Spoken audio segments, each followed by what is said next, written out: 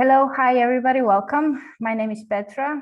I work in IGLIO as an engagement officer. Let me just give you a short introduction about IGLIO. We are the largest LGBTQI youth network in the world with more than 100 member organizations that are based in more than 40 countries. Some of the areas of our work include advocacy for LGBTQI youth rights, capacity building, and work on inclusive education. Also, I'm pansexual. Today, I would like to speak to you about bisexuality and pansexuality within the LGBTQI community and beyond. Just a side note, if you, our viewers, have any questions or comments for our speakers or in general, please feel free to write in the comment section below the video. So, bisexual and pansexual people make up the largest portion of the LGBTQI community, but are often erased from the media and excluded by our own communities. With this week being the Bisexual Awareness Week, in which we celebrate the history and resilience of the bisexual plus community, we have decided to talk with some of the members of the bi and pan community and ask them to share their experiences, struggles, and celebrations when it comes to their sexual orientation. So today I'm talking to Mari, Kasia, and Seka. Thank you so much for joining us and for this opportunity. I will pass the mic to them to present themselves. You can tell us who you are, which pronouns do you use, from which member organization or country are you coming from. So let's start. Mari, would you like to tell us a bit about yourself? Hello, everyone. So I'm Mari Kurtanidze. I know it's difficult to pronounce. I'm Mari. I'm from Georgia. My pronouns are she and they. I identify as gender fluid non-binary person. I use both interchangeably. Well, I've served as a board member at IGLIO for almost 4 years, but I've also been actively involved in feminist and queer movements in Georgia. Yes, and I'm very happy to be here and to share my experiences.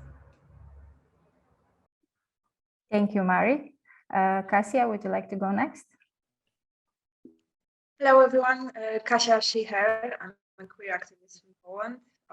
I work mostly in a couple of queer collectives supporting trans community mostly, but with mutual aid, let's say. So we help each other. Yeah. And if I have to identify, I would say I'm bi-star or pan, depends on who's asking. Sometimes queer. Yeah. Thank you. Thank you, Kasia. Seka? Hello, I'm Seka. I'm from Bosnia, but I'm based in Zagreb in Croatia for past almost 11 years now. Wow. I work in Transaid. It's the only trans-led and trans-specific, also intersex-led and intersex-specific organization in Croatia. It's been almost 10 years that we've been working, and we're looking forward to our 10th birthday. It's going to be a party, I hope. Also, as Kasia said, if I have to identify, which I don't like, I'm not much of a labels person. I'd say genderqueer, pansexual. That's like, the broadest I can go without, putting myself into too many of boxes. So yeah, I'm glad to be here. Thank you for the invitation. Thank you all. So let's kick off this conversation.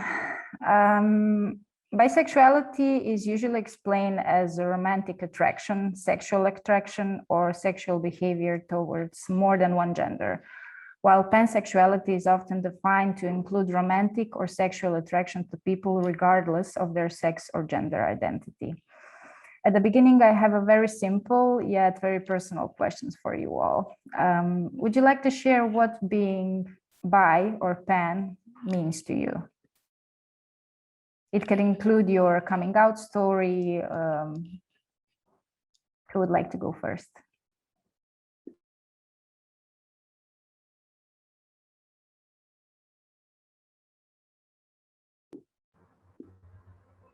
Well, I can. Or where to start from? Okay, so well, I'll start maybe talking about my coming out story and also then share what does it mean to me. I would say that I had very difficult path of coming out. Well, I come from Georgia, which still is really like pretty transphobic country. And to be honest, I was raised with no queer person. Like I didn't have a chance to meet them throughout my childhood, teenage years. Also, I think I was already at the university studying bachelor's when I had, like when I first met a queer person. And that was my best friend who came out to me. And that was a shocking experience because I was also a homophobe, because that's usually how it happens in Georgia. Young people are really disciplined and brainwashed with nationalistic discourses on, gender, sexuality, etc. So yeah, that was. But so it took only one night for me to realize how wrong everything was, and the next morning I woke up. I was an activist, and to be honest, at first it was like a couple of years when I thought that I was fighting for some other people's rights, and it was easier for me to directly become ally and activist, but for me to really explore myself and be out about sexuality was really tough, and it took me years, and it was a real struggle. But I'm really happy that I went through this path. So from the beginning up until now, what I've discovered about myself is that really how I perceive myself, my gender and sexuality is really fluid. And there was periods when I was in a lesbian relationship and devoting all my time to a woman. There also has been time when so my partner would tell me that they did not want to be called a woman or a man. And in Georgia, there was no term to describe this. And I didn't even know how to call and if it was possible. So, and it was so difficult but I know what they meant. They just didn't want to put in this binary. And so, and we were madly in love. And it was very difficult also for me to label my sexuality by then, because I was attracted to a person who did not fit into these, boxes that were available by then. And it was really confusing, and choosing this label was and still and continues to be really difficult for me.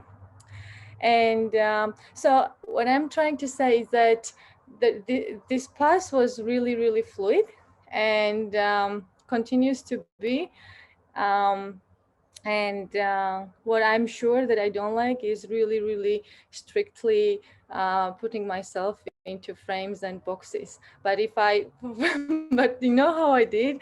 Okay, so another thing that I want to talk about is, so when I tried to pick and choose labels that were offered, by some people who created it in the West and defined this label and gave this, I was going through and trying to fit myself, into this. And it was really difficult. But if I had to choose, then pansexuality was something that really fitted to how I felt, because I was someone who did not care about sex or gender identity or really about anything else than a person, So and when I went through these all names and labels, so yeah, pansexuality was something that was closest to me and continues. But to be honest, I always try to use these labels and categories for strategic purposes. Yeah, so because the only purpose probably they serve for me is somehow to make sure that the experiences that is associated with these labels are, like presented. So it's like a category through which I fight. And of course, it really depends on the context. I don't know if it's clear or if it's confusing, or but maybe I can elaborate on this more later. But basically, to sum up and not to take too much time, yeah, I mean, I think that categories generally should not divide us, and I see this as a problem, and we can talk about it as a problem. I also think that identity categories and identity politics can be really problematic, but I also see why we still need them and why we still use them. And I know that it's very unfair and difficult to tell someone who is oppressed to give away the identity categories, because we use them for our fights, and they are something that are linked to our experiences, and we need them. But we constantly have to be cautious of the problematic areas that these divisions and labels cause. And maybe we can also discuss more how problematic and sometimes wrong and difficult it is also to assume that something that was created in the West can be applied elsewhere in the world, like, for example, in Georgia, and how, yeah, how limited this can be for us when we try to, copy something, and why it is problematic.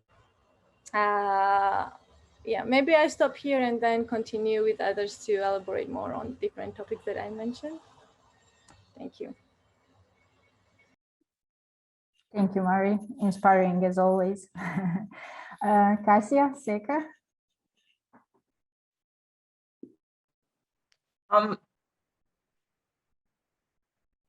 As far as I'm aware, because I've heard stories similar to mine,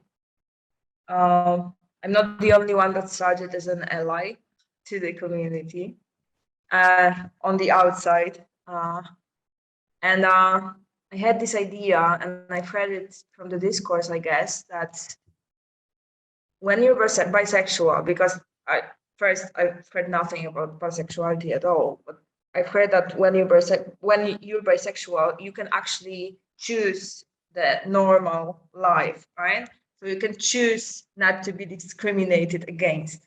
And why wouldn't you, right? So people are kind of waiting for you to turn back to this regular heteronormative life. And this is why I think coming out stories from bisexual people are often invalidated in a sense. So my experience is that as long as you are not putting a person that's on the outside looks like they are from different sex, right? You are not, your coming out is not a valid story. So you should have someone that would kind of testify for you.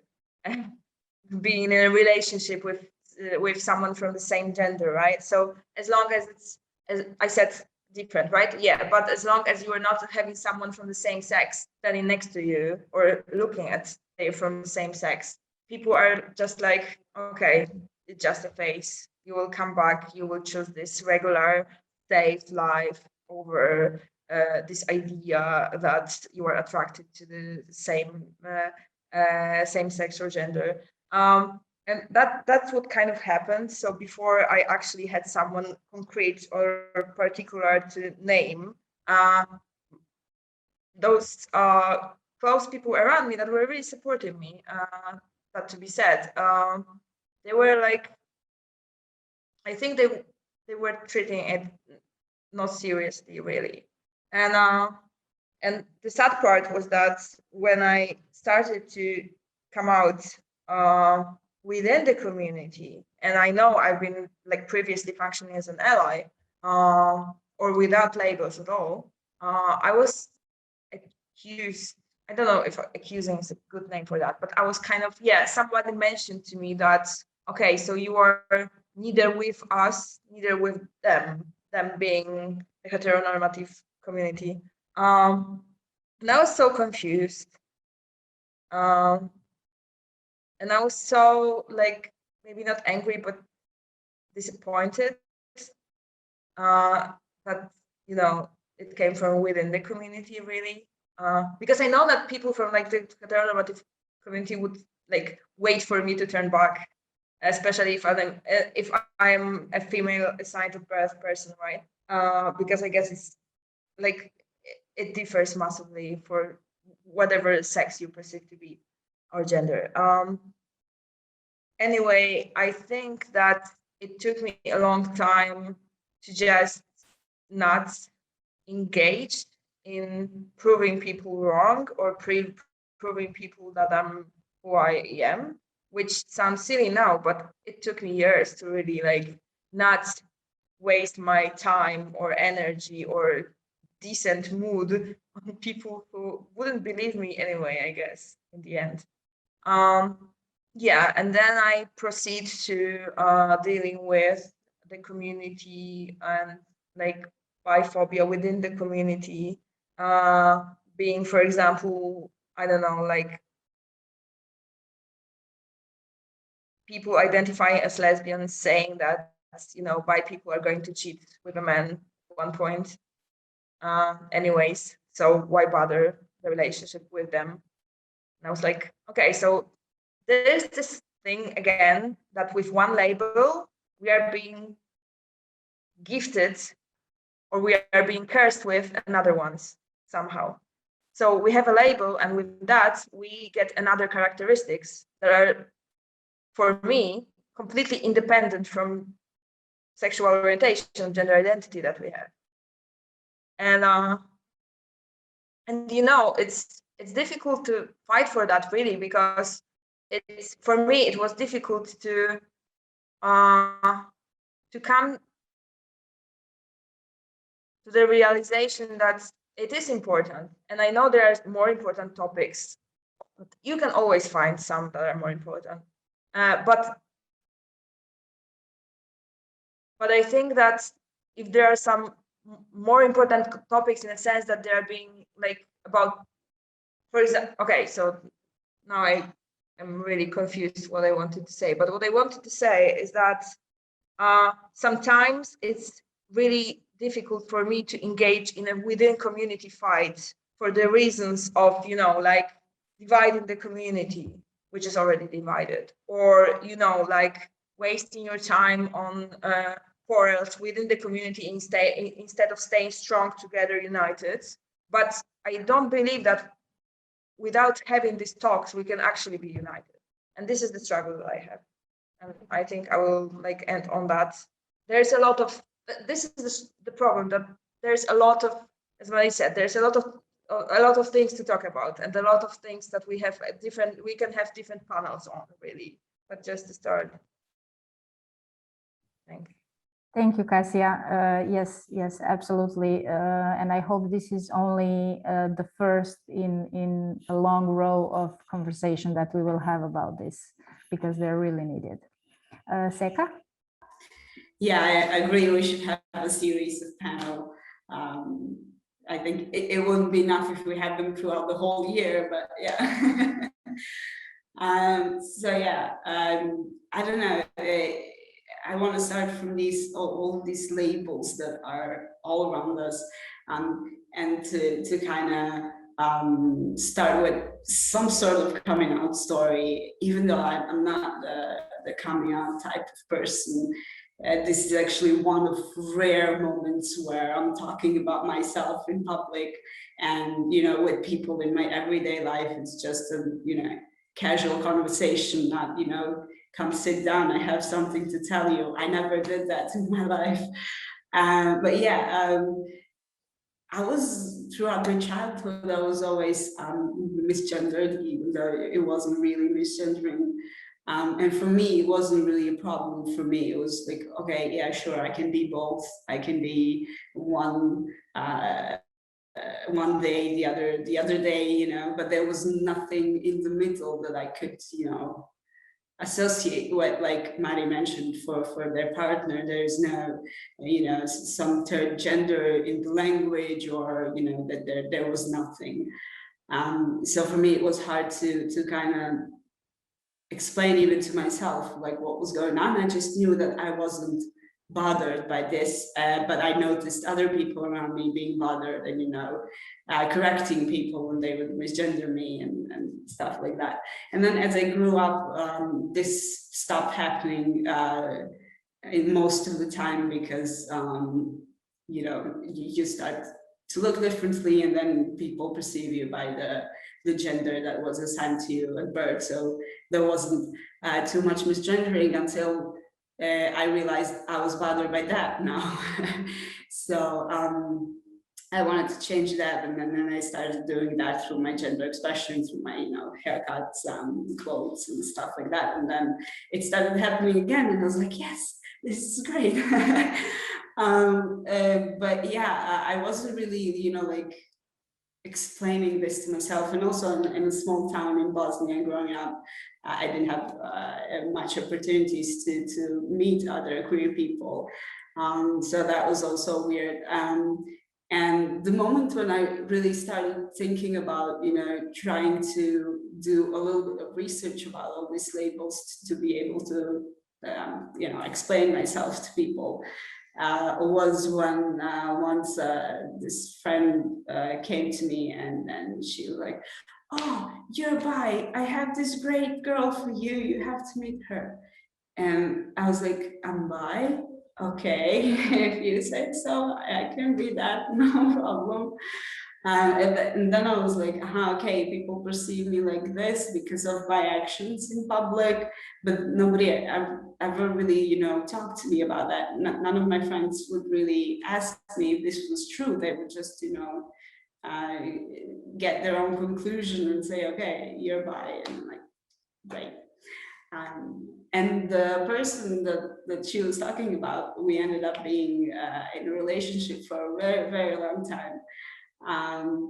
And I think 3 or 4 years into our relationship, they came out to me as trans, and I have to admit I was freaking out a little bit because I wasn't bothered by this at all, but I was more panicking about all of these you know, societal shit that was coming into my head, like what does it mean to, because they came out to me as a trans man at the time, and it went through my head like, what does it mean to be a man in this world? What does it mean to be with a man? Who am I now? And it was really, you know, a confusing period for me. And that was the point when I started thinking more about my gender, more about, you know, who am I attracted to, who I'm not attracted to. And suddenly I became an activist, which I didn't think would happen ever. But I think in many ways it helped me kind of accept that I don't want to have all of these labels and I just want to be me. And please let me. I kind of, through activism, I kind of found a way to, you know, I found the voice to say that, like, okay, I'm neither of these. For, you know, activist reasons, for political reasons, I still do use some of the labels, but, you know, in general, I just want to be. That's that. Yeah, I'll stop there, and then yeah, we can talk more. Thank you so much, Seka, and thank you for sharing this story. As you said, it's not an often opportunity you do that, so we feel really honored that you actually decided to share this with us. Yes, usually coming out can be really hard process, and for some people it doesn't stop at coming out to their parents or their friends. Coming out can be actually everyday situation where you go into the cab and this person asks you, do you go to your girlfriend, do you go to your boyfriend? And these are the only two categories they know of. So yeah, coming out can really be well, a lifelong process actually. Some of you mentioned some of the contacts in your countries. So I just wanted to ask you a bit more about that. When we talk about bi or pan community within the LGBTQI community, considering the country you live in, what are your experiences? I can conclude that since you all mentioned that all of you are actually activists, and it probably includes a lot of traveling internationally and nationally. Did you see any differences when you compare these to your national contexts? What are your experiences?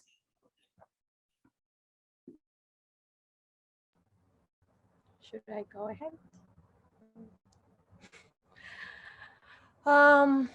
So yeah, as I said, I come from Georgia. I was born here. I was raised most of my life. I spent in Georgia. I still live in Georgia.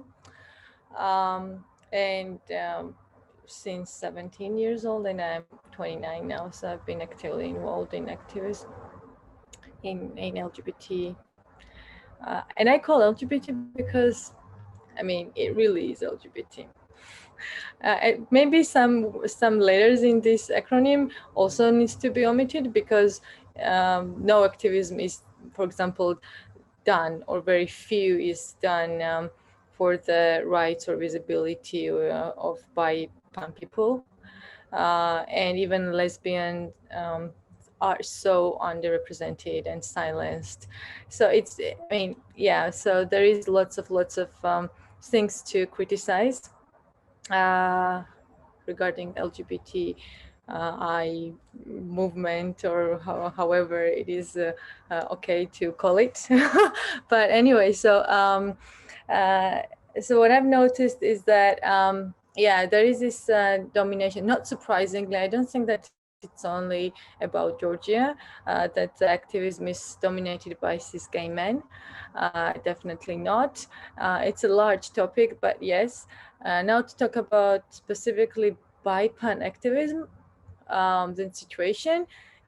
So the invisibility is real. The invisibility is so real that sometimes we don't hear anything or don't see bi-pan people, or yeah. So the real problem that I would highlight is this invisibility and really underrepresentation. Also, some people, even like society, knows what bi means, kinda, but they have no idea about pansexuality because it is so binary here. The understanding of gender is so binary. And also the information and knowledge on sexuality is so limited that people mostly have very, very, very limited understanding. So the society is really patriarchal and heteronormative, and also we have no sex education at schools, and also the Soviet Union legacy. I mean, what is left from that is that there was this huge ban on sex topics and sexuality topics, and there was no discussion, and it was shame to talk and consider. I remember myself, the only information I got about sex was from my friends who somehow, like, very secretly were sharing them, and we're also very ashamed. But anyway, so the information was very limited, and yeah, we still don't have you know, like this at schools. And anyway, so this is one problem that I wanted to emphasize. But now that, okay, to talk about like personal experience, what I've experienced as a pan person, as someone who identifies here and there, depending on the context, and chooses this label. This is double hatred.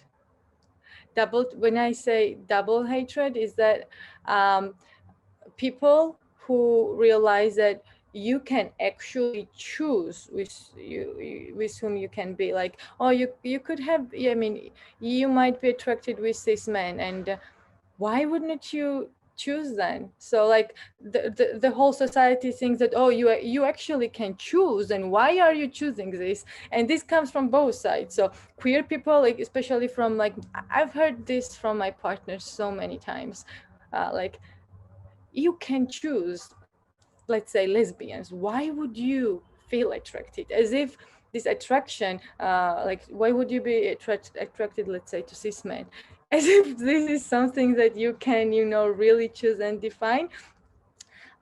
But what I believe is that our sexuality generally is a very complex topic, and it's false to claim that it is purely either biological or societal, because I think that it is really, I don't know who can explain it, but what I know is that I cannot really tell my body how to feel when it just feels the way it feels. But also I know how societal norms can really define our I don't know, our fears. And I know that when society is so heteronormative, it is really, really difficult to unlearn and let yourself be free, and also let yourself, I don't know, experience this fluidity, let's say, that is out there, that might be out there for you as well, but you really feel so, you know, by the society. Like, so I think it's both. But anyway, so this double hatred I have experienced from community as well, but from, I don't know, from random people who are not queers, like from hetero people as well. And yeah, what else? Is there anything that I wanted to say? Maybe I'll add, but I'll let others also continue. I might jump if something comes to my mind.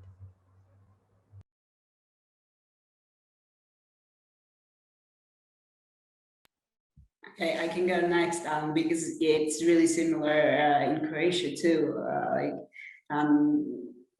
Education is just, you know, 0 points when it comes to anything sex and gender related, and also like even if people know something, it's usually through this sensationalistic media reporting.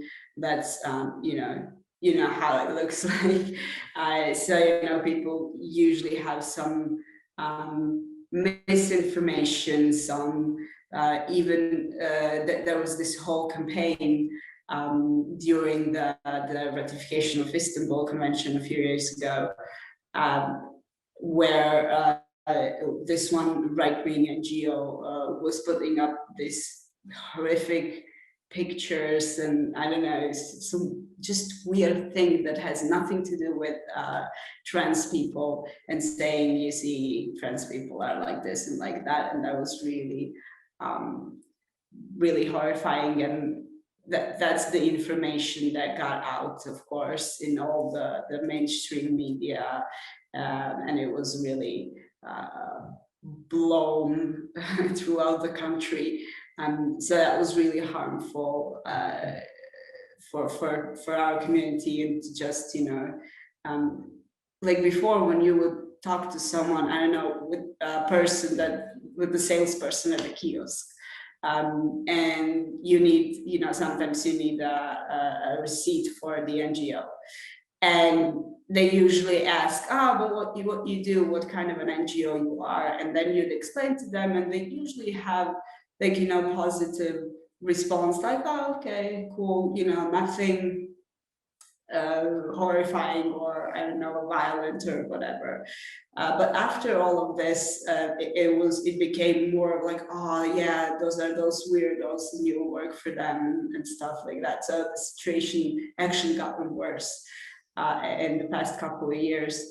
And yeah, even inside the community, like my own personal experience is that, you know, how can you, like, I've been hearing, you know, behind my back, like, how can you lead a trans organization when you're not even trans, just because I'm, you know, not trans man or trans woman, I'm not going through medical transitioning, etc. I'm not trans enough, so how can I work in a trans organization?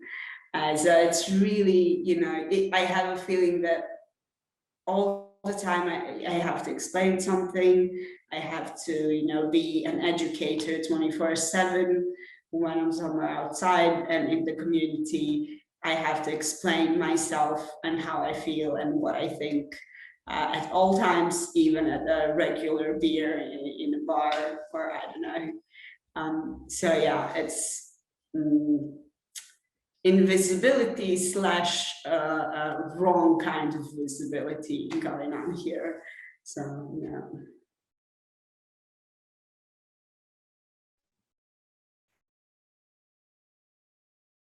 I was wondering what to say really, because I realized that for the past couple of years, so many bad things happened in Poland.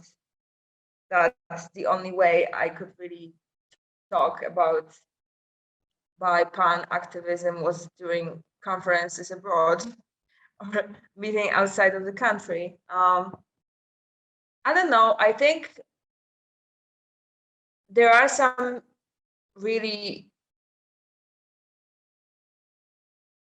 particular stereotypes that I'm not going to go into now, but that really, while talking about bisexual, because pansexuality is still not a thing outside of the community, outside unless people really want to decipher the acronym. But I would say that there is like a really divided binary approach to bi men and bi women, and the stereotypes there are massively different. And coming from different perspective and within community as well. But in Poland, I guess for the past years, apart from what you've probably heard, so the backlash from the government and the situation that is really dangerous to us as a queer community, labels aside, I would say that we have a problem with trans exclusionary radical feminism, which is becoming a thing, and for the in Poland for the past year or a bit more, pandemic really curved my approach to time. But I think 1 year or two, it became a thing within the more and more mainstream discourse. And the problem with that is, I think that there is this use of the older definition of bisexuality, which kind of highlights this exclusionary approach, which is not true, but it is highlighted because there are some people really paying attention to how we perceive the world and really pushing us towards this binary approach, right? So I would say that the only chances for me to really look at it from the national perspective, Polish perspective, would be while reading the discourse that is mostly attacking non-binary people or trans star people rather than bi people per se. So I think it is kind of a backlash within the discourse, but I wouldn't say that bi people are being targeted aside from the acronym or aside talking about LGBTQ and IP plus community in the media outside of the community.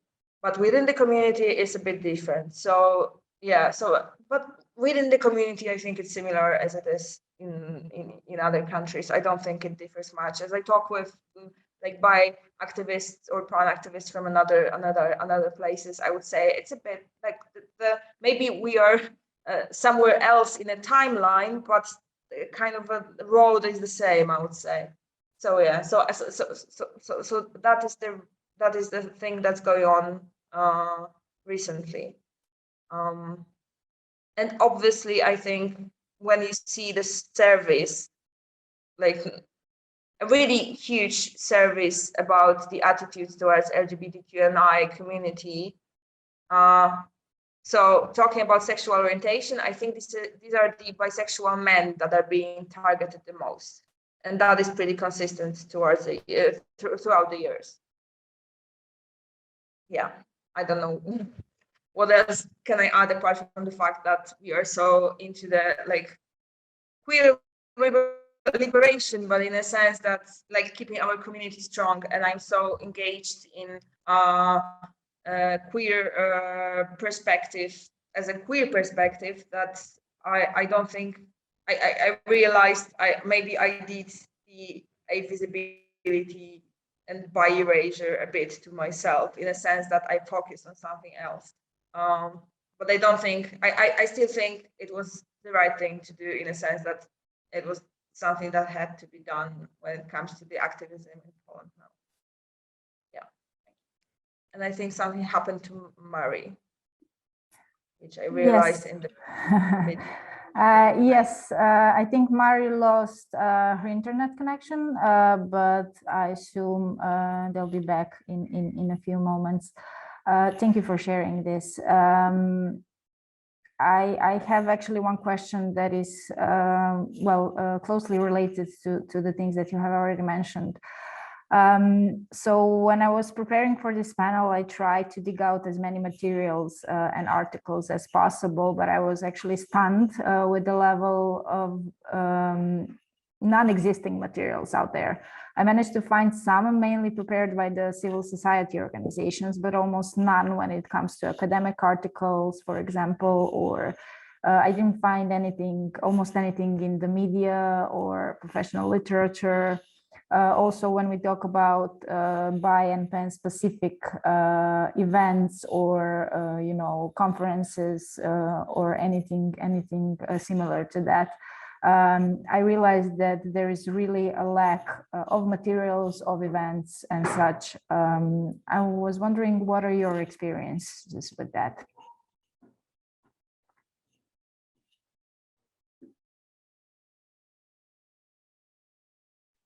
Yeah, I think in Croatia we generally have a problem with any kind of materials. There is nothing in Croatian. So we're trying to translate and adapt some things that we have capacities for that exist in English. But yeah, even in English, it's hard to find anything.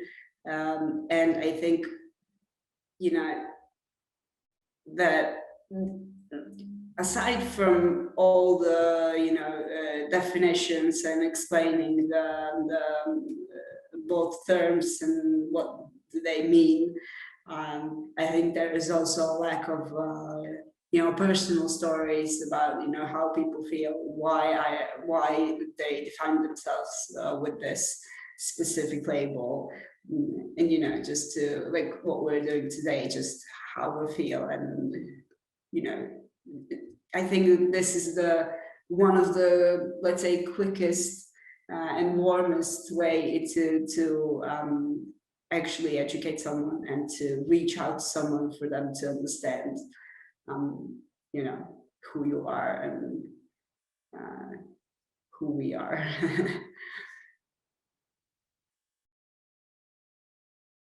Thank you, Seka. Let me just give a short intro. Mari, welcome back. We're actually talking about the non-existent literature and also events, academic articles, no representation in media when we talk about the bi and pan experiences.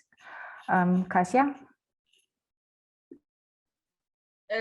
So yeah, just last one to Seka, that it's really hard to find good literature on LGBTQ community itself in Poland, let alone like the particular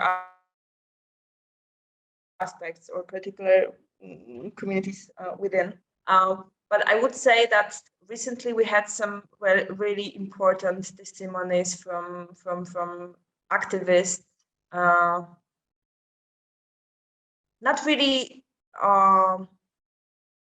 Yeah, they're. I think how to frame them, but they were allies, but they never said they were allies. They rather said that they never said they said nothing beforehand, so people assume they're allies because they were married. And in Poland, if you're married, you have to have the birth marker for men and women, right? So there were the bisexual women or pansexual women being married to a man, and they felt privileged, and they felt that their stories are not valid enough to be shared because they were living this heteronormative life, let's say, in a sense that they were being perceived as a regular traditional family. And recently there were stories from activists saying, hey, okay, I'm married, but that doesn't mean I'm not bi, pan, whatever. I chose this particular person, and it happens that this is the person of different gender, but it doesn't mean that it automatically erased my identity as a bi person. And it started some discussion, and I think it was important. And I mean, those are some brave individuals, but the backlash was there as well. So people were like, okay, so you're living this life, but you're not afraid to walk with your partner during, I don't know, in the city, hand in hand, right? Okay, but it doesn't mean that. And like the argument began. So I would say that the stories are important just to show the perspective that it's the fact that you chose a partner and it's supposed to be for life, and it happens that it is a relationship that can be perceived as heteronormative, doesn't mean that it involves people that are. So yeah, so that was it started a very needed discourse, well, I would say.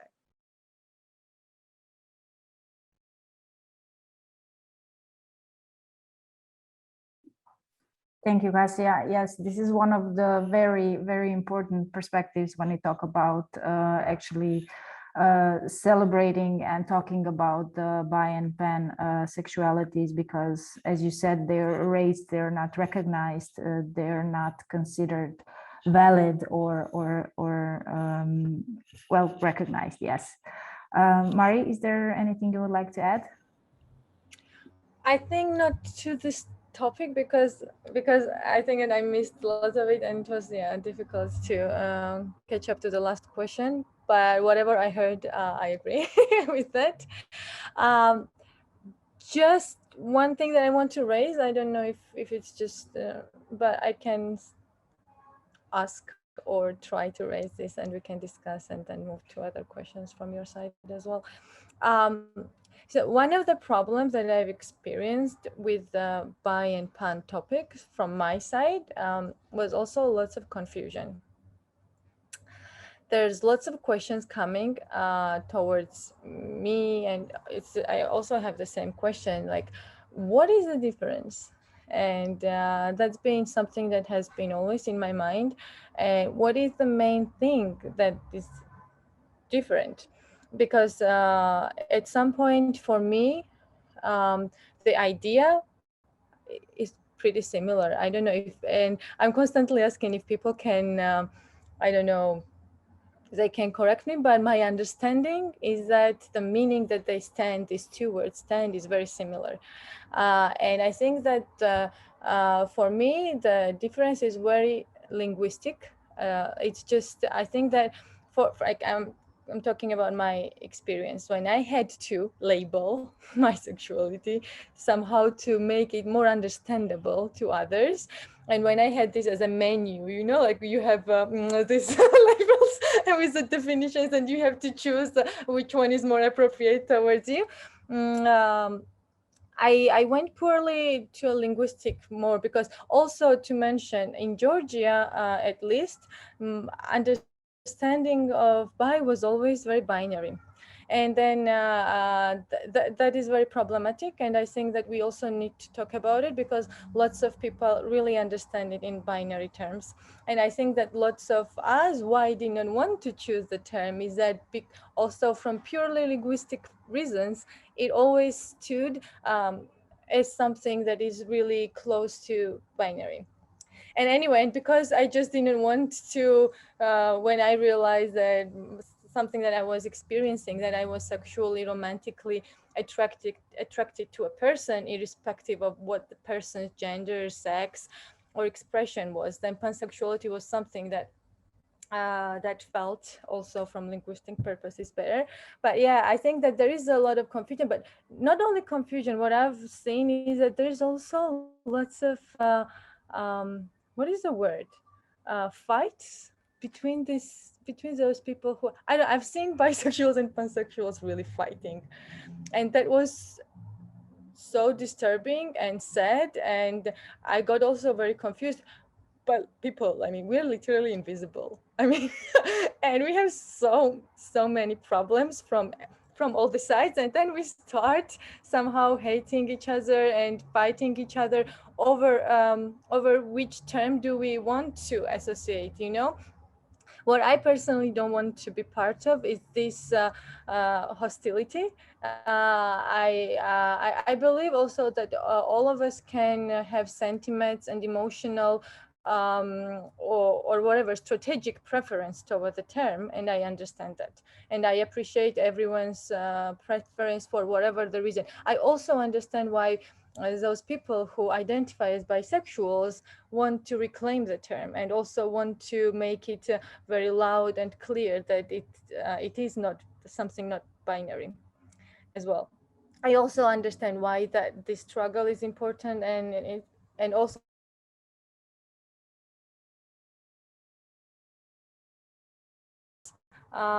because I already explained why. So I think that we somehow need to talk how bad this can be for us, for our community, and somehow try to, you know, find a place where we just understand each other, and maybe if we want to criticize, find a place where it's not harmful and it's not really, you know, insulting or anything like that. Thank you. Thank you, Mari, for asking this question. Kasia, I saw that you wanted to share something. Yeah, I just wanted to add that actually within the community, when I started first, I started like saying that I'm bi. I never understood it in a binary perspective. I've always took into account the wider definition. And I was accused of being transphobic, and I was like, and I had no idea why. And then I started to try and understand why. And I mean, I knew what they were saying. Oh, it was a cis person that commented on that. But I had no idea why we have to like differentiate, but with saying that something is more progressive than other just because something was after the other, kind of. And for me, it was really difficult to label myself while talking, because I really wanted to say bi, but I knew, or I anticipated, that maybe I will not be accused of anything bad, but there will be this discussion that you, Mari, talked about, right? That we want to talk about something else, but then we need to kind of get this discussion out first.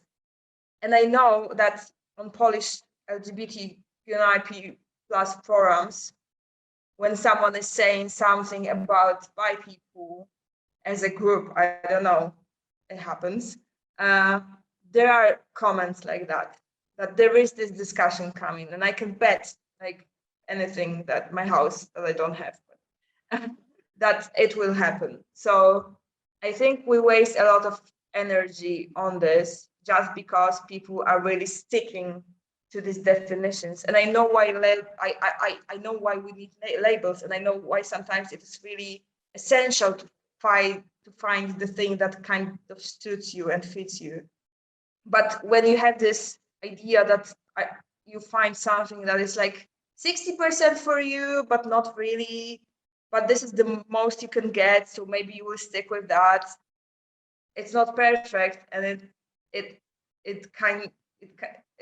is restricting in a sense. So I think that I don't know why we like at one point I just gave up this discussion, and that's why I started saying, I don't know, like bi/pan, whoever is asking. So yeah, so but this was I was like a baby queer then, and somebody older and more experienced as an activist accused me of being transphobic, which was really like devastating and unfair, and I had no I knew no means to defend that because I had no idea, and I really wanted to like, and I was with like trans person back then in a relationship, so I was really like it mattered. So then I asked people, and I'm usually like asking people about that just to make clear that like I stopped that, but there were times that I was defending saying that I'm bi while providing, yeah, I'm bi, but with this, this definition that says that. So just to making sure that people are aware that I'm not saying that there's like to the genders or other like difficult, stupid things.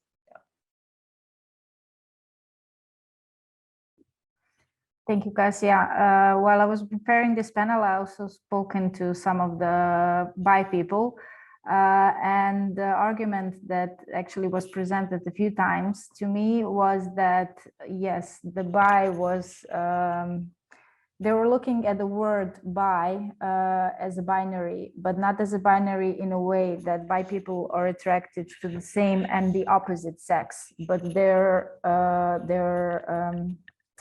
they like two sexes, whatever that means. Was it like female and trans? Was it like male and trans? But yeah, the basic argument was actually regarding the linguistics, as Mari also mentioned. These are some of my experiences. Seko, is there anything you would like to add on this? Well, I would just like to agree that, yeah, we're wasting too much energy on this. And I think the most important thing is for us to be respectful of each other's identities, whatever they might be. And also what Kasia mentioned, like they told me I'm transphobic, but they didn't explain why.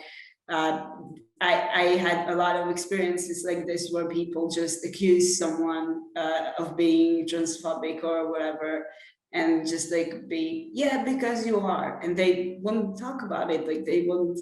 But how do you then change anything if you don't talk about it? You just, let a person be, like, just, if you are going to say anything, then at least explain it till the end. Why do you think that, have a normal, respectful conversation? But what's happening that we started fighting amongst each other in the community, while we have plenty of other people to fight against. So I think, yeah, it's definitely a waste of energy. I just wanted to quickly add. So I've been also accused of being biphobic, and that was really, really hard. Of course, because no one here or no one who is an activist really, wants. But also I think that we all of us needs to be really open to the criticism, and if we somehow say or do something that might be, as Kasia said, also because, yeah, it really mattered for me to understand, because I'm also like, as I said, like whatever these two terms means are for me, from my understanding, was similar. It was just poorly from linguistic point of view that I couldn't understand, like all this. And also I was back then, years ago, trying to also situate myself and understand. I think it's really important for all of us to, especially if we are talking to our friends, co-fighters and activists, to put a little more energy. I know it's how devastating it is because we already do it for years and years. I know educating each other also, and of course we have this personal responsibility to educate ourselves at first, but I think we also, maybe if we find this small energy to explain where we are coming from and explain why it matters, it's gonna get better for all of us. And also another thing, I know for lots of people, this is, they don't get it, but most of my activism nowadays, I devote all my time to people who identify as women or who have been socialized and who are femme presenting. And I have reasons for that. And also when I founded a group, the name I chose was Lesbian Resistance, not as a category that really strictly is open for lesbian lesbians, but no, as a practice of sharing resources, concentrating your time, energy, whatever resources you have, to people who have been raised, socialized as women, who have been assigned female at birth because of reasons that we all know why. So I think that for us, it is important to realize how complex our contexts are and how complex the struggle we fight is. And it's always multidimensional, multi-layered, and it's always really contextual. So the categories that I choose or the strategies that I choose is really determined by the time, by the location, by who I'm talking, and also how I feel. And how I feel changes. It can change from day to day or even quicker. And I don't feel obliged, and I don't want to be feel obliged to justify my strategies to everyone. And also, I really hate when people want to, decide for me and make me, like under one strict category. So I have to stay there and only fight from this perspective. No, our struggles are so complex, and maybe we just, instead of really judging and assuming and strictly defining other strategies, just be more open to listening and understanding. Thank you. Thank you, Mari, definitely. Seko, you wanted to add something?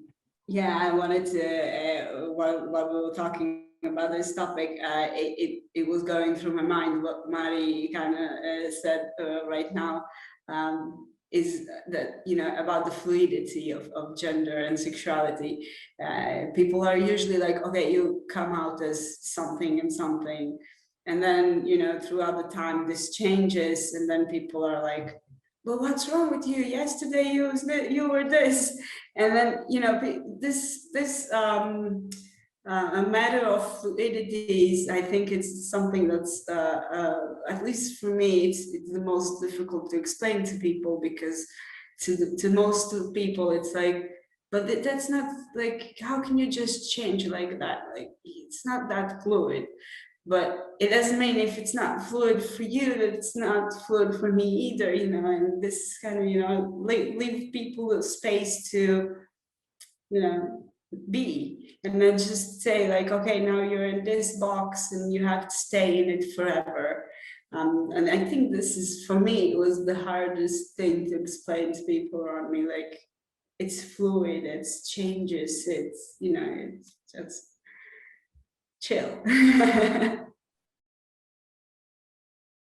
Especially because it's other person dependent often. So does it change my identity if someone is coming out to me, for example? What does it mean? So there is this talk that we have, but there is also this expectations from people that we are going to change our identity accordingly to how they want us to, or how they think we should. And that's, it's a lot of talking about respect without actually knowing how I have it with my partner or the talks we are having, right? So really the experience that I have, that people are like assuming that you have to identify a certain way after, for example, your partner came out as someone, right?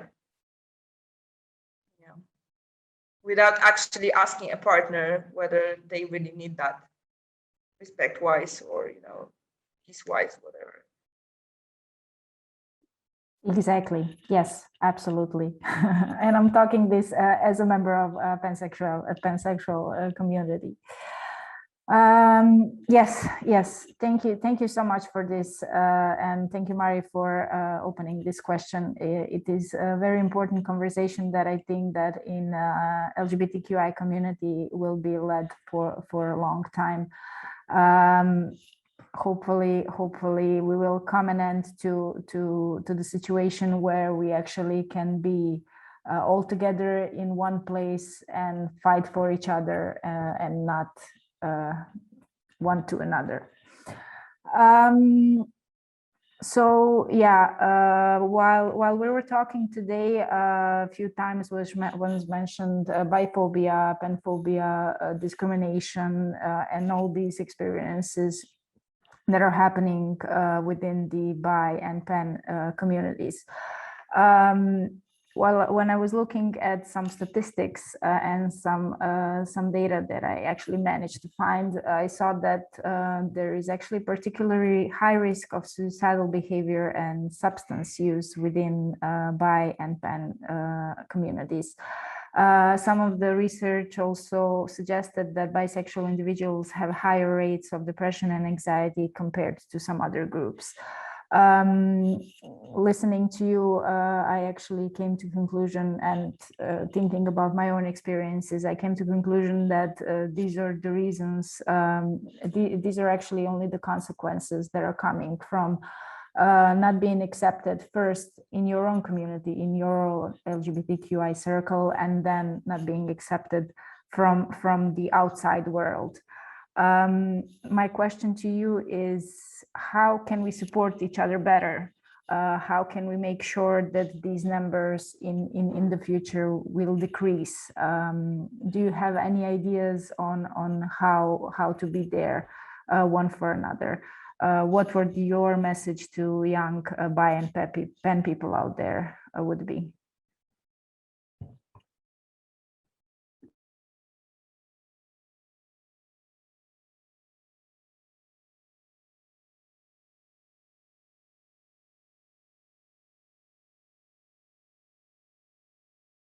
Whenever you're ready.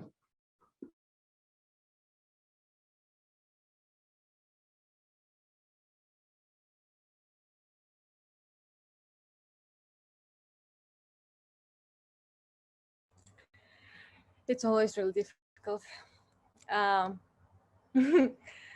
It's difficult to summarize, especially shortly, what I would tell other bi or pan people. But maybe I would tell them that we're strong. We're really, really strong. And whenever they feel alone, I mean, be sure that even though our experiences are very complex and different according to lots of different things about really this cross-cutting axis of oppression and where we are, we also share something that is pretty similar. I know that irrespective of countries, pan and bi people have similar experiences, and I know how it feels. But I also know that we found each other here, and there are ways to reach out to each other and talk and share, and then somehow carve out our spaces, where we know that we are loved and expected. And I think this word always confuses me. Anyways, I think that the way to go is to reach out to each other and remember that in this fight we are together, and together we will survive, I think. Definitely, yeah.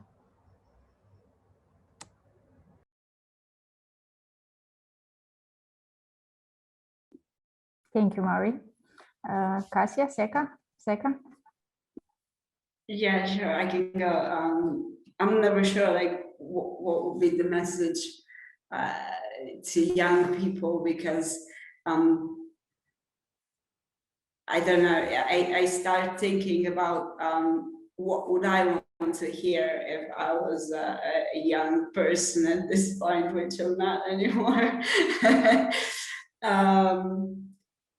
And the only thing that always comes to my mind is, regardless of how cliche or whatever it sounds, it's just try and be the truest version of you that you can, and people will really recognize that, and you'll attract the right kind of energy by just being yourself. And that's from my experience, because through life I always tried, there was different periods, especially throughout the puberty and those years when you try to become somebody else and you try to fit in to avoid all the inconveniences, to say it like that. But it never works. It really never works, and it just you start feeling even worse. So being yourself is the cure in my experience. So yeah.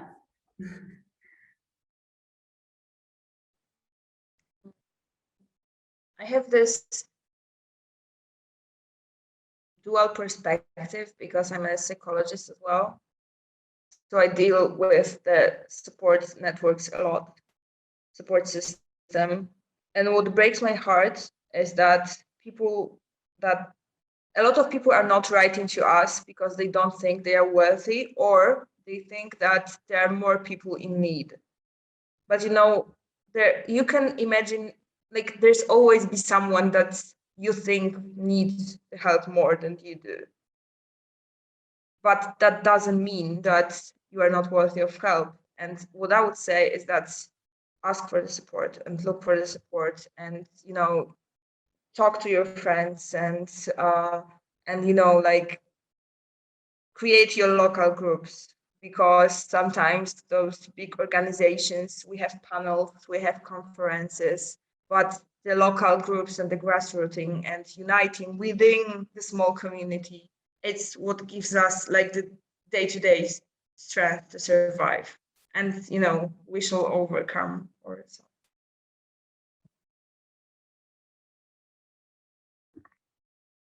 Thank you so much for this. On this note, I think we can finish for today. I would just like to emphasize what actually Kasia already mentioned. If you're in a situation where you need help, don't feel free to reach out. Try to find, if you cannot organize your local group, try to find some other group that can actually help you or connect you to some sources of support, to some centers for help. There are so many online things that can be used in these such situations. So just raise your voice and ask for it, and you will get it. Yeah, as I said, thank you all for participating in this panel. I feel really honored actually that we were able to do this, and I'm really happy that you shared your stories. I'm sure they will be very much needed inspiration for young LGBTQI and especially bi and pan people out there. And yeah, see you soon. Just one more note for our viewers. If you have any questions or comments, please just comment in the comment section, and our speakers or Iglio will come back to you as soon as possible. Have a great day, everybody. And again, Kasia, Mari, and Seka, thank you so much. Bye. Bye-bye. Thank you.